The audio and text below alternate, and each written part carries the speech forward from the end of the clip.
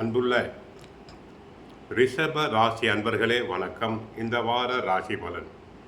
ரிஷப ராசி அன்பர்களுக்கு இரண்டில் குரு, தனகாரகன் குரு பகவானே இரண்டில் இருப்பதால் பல வரவுகள் அதிகரிக்கும். கடனாக கொடுத்த பணம் திரும்பி வரும். பல வரவுகள் அதிகரிப்பதால் மன மகிழ்ச்சி கொள்வீர்கள். பேசும் வார்த்தையில் வாக்குஸ்தானத்தில் குரு இருப்பதால் வாக்கில் சுத்தம், செயலில் நேர்மை. தங்களுடைய பேச்சு சுத்தமாக இருக்கும், செயல்பாடு நேர்மையாக இருக்கும்,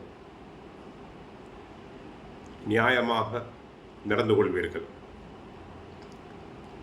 4ஆம் இடத்தில் கேது இருப்பதால் சுகஸ்தானம். தங்களுக்கும் உடல் நல பிரச்சனை, பெற்ற தாயாருக்கும் உடல் நல பிரச்சனை. 10ஆம் இடத்தில் ராகு புதன் இணைவு. ஐடி துறை அன்பர்கள், பத்திரிகை துறை அன்பர்கள், ஷேர் மார்க்கெட்டில் ஈடுபடும் அன்பர்களுக்கு நல்ல காலம். குரு 9ஆம் பார்வையாக புதன் ராகுவை பார்ப்பதால் சிலர் வெளிநாடு சென்று வரலாம். ஐடி துறை அன்பர்களுக்கு வெளிநாட்டு கம்பெனிகளிலிருந்து நல்ல அழைப்புகள் வரலாம். தரகு, கமிஷன், ஏஜென்சி தொழில் நன்றாக இருக்கும். அடுத்து லாபஸ்தானத்தில் சனி பகவான் லாபஸ்தானத்தில் இருக்கிறார். செவ்வாயும் லாபஸ்தானம், சூரியனும் லாபஸ்தானம். சனி பகவான் லாபஸ்தானத்தில் இருப்பதால் தொழில்துறை அன்பர்களுக்கு இது ஒரு பொற்காலம் என்று கூறலாம். நிறைய பண வரவுகள் உண்டு. ஏற்றுமதி இறக்குமதி தொழிலில் ஈடுபடும் அன்பர்களுக்கு பல வரவுகள் அபரிமிதமாக இருக்கும். தாராளமாக தொழில் விஸ்தரிப்பு செய்யலாம். பார்ட்னர்ஸ் நன்கு அட்ஜஸ்ட்மெண்ட் செய்வர். சூரியன் லாபஸ்தானத்தில் இருப்பதால் அரசாங்கம் சம்பந்தப்பட்ட காரியங்கள் அனைத்தும் வெற்றி பெறும். அரசு உதவிகள் தங்களுக்கு உண்டு. தேர்தல் சமயம் என்பதால் தாங்கள் தாராளமாக தேர்தலில் போட்டியிடலாம். அடுத்து சுக்கிரன் உச்சமாக இருக்கிறார். ராசிநாதன் சுக்கிரன் உச்சம் என்பதால்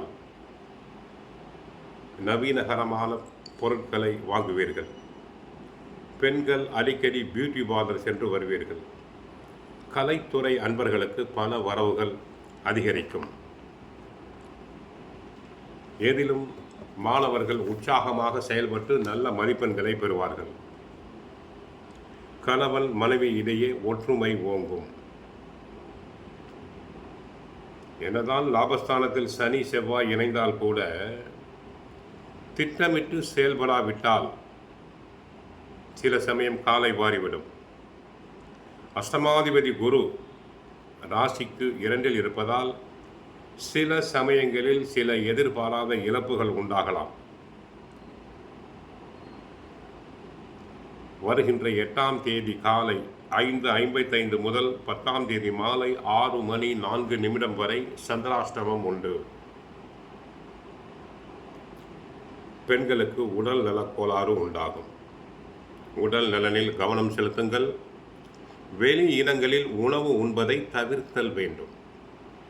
தினமும் சிறிது நேரம் பகவத்கீதை, சுந்தரகாண்டம் படியுங்கள். உடல் நிலை, மனநிலை நன்றாக இருக்கும்.